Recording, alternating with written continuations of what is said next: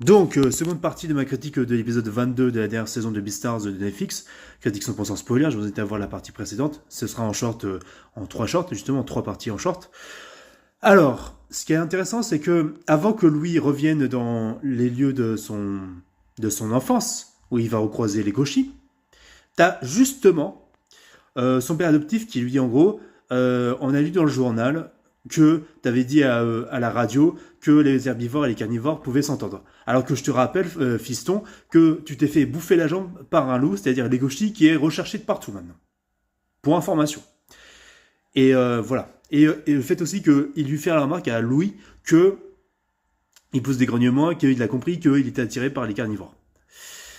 Et ce que j'ai trouvé intéressant dans cet échange tendu, où en fait, voilà, t'as Louis qui se rend compte que son père lui cache quelque chose, et qui commence à comprendre peu à peu qu'en fait, le père adoptif veut justement raser le marché noir, par de la conspiration, etc. Comme si, lui, tu vois, du côté herbivore, c'est le méchant de l'histoire, le père de Louis, adoptif, le père adoptif de Louis, et d'un côté, t'as Mélone qui est l'anarchiste carnivore.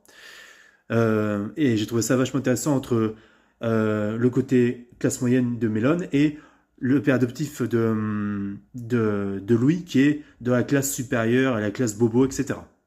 Des parallèles de la critique de société très bien amenés par rapport à ça.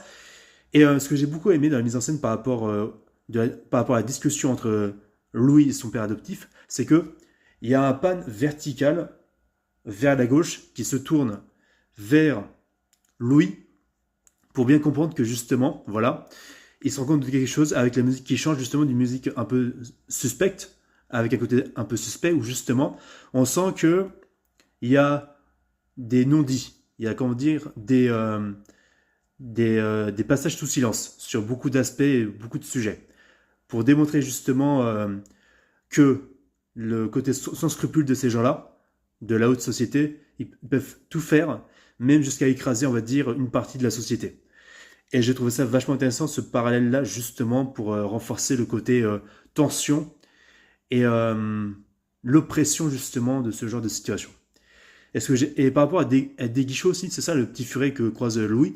En fait, des guichots a trouvé un remède pour neutraliser et mettre en état d'ivresse, justement, Mélone, justement. Parce que oui, l'espèce de furet qui utilise son caca pour l'engrais de café, en fait, justement, il avait utilisé un petit poussin par expérience d'un croisement d'interespèces pour justement créer une sorte de mélange de sang pour déstabiliser Mélone.